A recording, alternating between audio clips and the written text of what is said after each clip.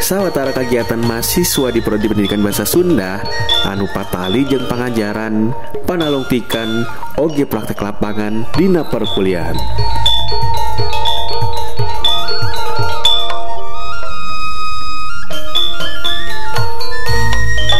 Pendidikan Bahasa Sunda FPBS UPI Bandung, Tantu Sunda di bumi Siliwangi, Tantu Sunda di buana Indonesia.